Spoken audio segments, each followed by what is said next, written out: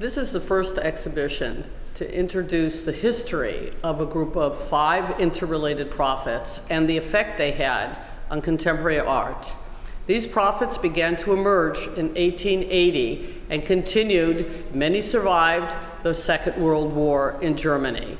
The exhibition, Artists and Prophets, A Secret History of Modern Art, introduces these prophets to us. They are Karl Wilhelm Diefenbach, Gustav Grazer, Gustav Nagel, Muck Lamberti, Friedrich Muck Lamberti, and Ludwig Christian Heuser. All of them were connected with one another, either disciples of Diefenbach or Grazer. They were also very well-known prophets. Karl Wilhelm Diefenbach was the earliest of these prophets and was called the Kohlrabi Apostle.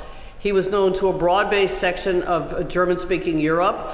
Books were written about him, articles appeared, his picture was frequently in the press. He wrote the first 500-page reception history of an artist ever produced.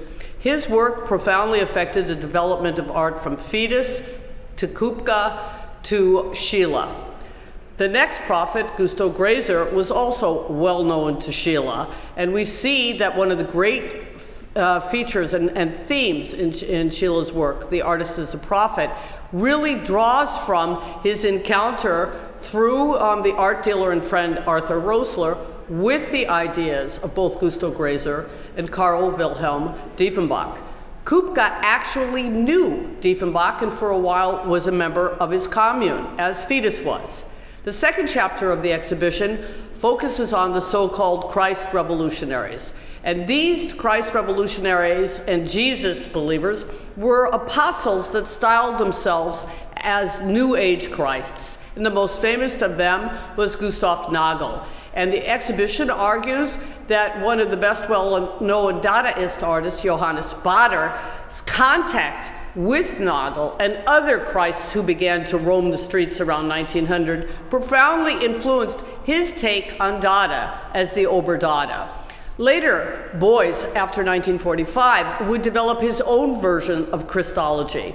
Meanwhile, already in 1920, 21, 22, Heinrich Vogler in Barkenhof began to posit himself as a Christ revolutionary, hooking up with a whole panoply of such figures, including later Johannes Bader. The exhibition then continues to focus on Jörg Immendorf, who is Joseph Beuys' student. And Immendorf emerged in the 1960s at a time where flower power and revolution in the streets and love and peace revived inadvertently the idea of all these prophets.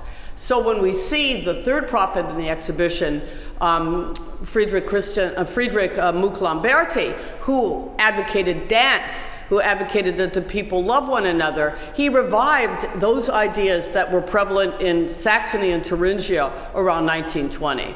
The fifth prophet in the exhibition appeared around 1919, Ludwig Christian Heuser, and he was well known. He was the inflation saint in Germany.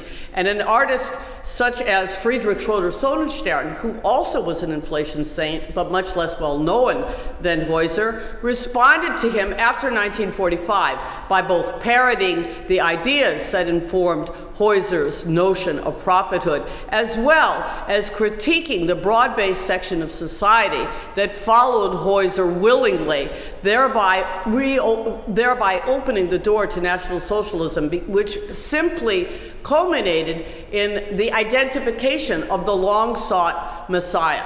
The exhibition closes with a gallery devoted to Friedensreich Hundertwasser, who was a new kind of prophet who emerged in the 1950s. He didn't necessarily know about these other prophets that had preceded him, but he shared their interest in ecological protection, in going through the streets, traveling throughout the world, spreading his message, as well as building innovative and hopefully productive communal architectural projects. The problem with Hundertwasser, unfortunately, was he became such a successful prophet, which is what they all longed for, but never achieved quite as thoroughly as Hundertwasser, that he was eventually denounced as too commercial. But in fact, Through the vehicle of color and line, he sought to enliven his audience and open their eyes to the possibility of the joy that painting can bring into life, and thereby ease the necessity of coming to terms with the fraught past